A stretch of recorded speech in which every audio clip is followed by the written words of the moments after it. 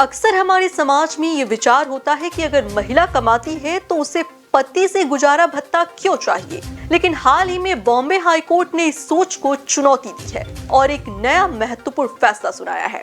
एक पति ने ये तर्क दिया कि उसकी पत्नी कमा रही है तो उसे आर्थिक मदद देने की आवश्यकता नहीं है। लेकिन पत्नी ने जो तर्क दिया है उसने सबको सोचने पर मजबूर कर दिया। पत्नी ने कोर्ट में कहा, मेरी तनख्वाह इतनी नहीं है कि मैं किराया दे सकूं या खुद की जिंदगी चला सकूं। मुझे सम्मान से जीने के लिए अपने माता पिता के घर में रहना पड़ता है। जबकि पति एक सीनियर मैनेजर है और लाखों कमा रहा है। फिर भी वो कहता है कि पत्नी को उसकी मदद की जरूरत नहीं है। बॉम्बे हाई कोर्ट ने इस पे फैसला सुनाते हुए कहा कि अगर पति की इनकम ज्यादा है तो उसे पत्नी को आर्थिक मदद देने का जिम्मा उठाना होगा। ये कोई एहसान नहीं है बल्कि पत्नी का अधिकार है कि वो शादी के बाद अपने जीवन स्तर को बनाए रखे।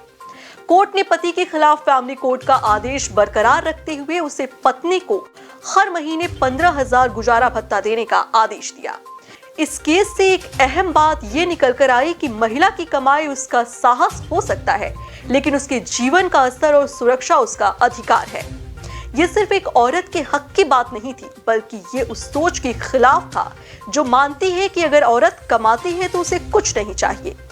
महिला की कमाई उसका आत्मविश्वास है, लेकिन उसका हक उसके जीवन में स्थिरता, सम्मान और सुरक्षा उसकी पहचान।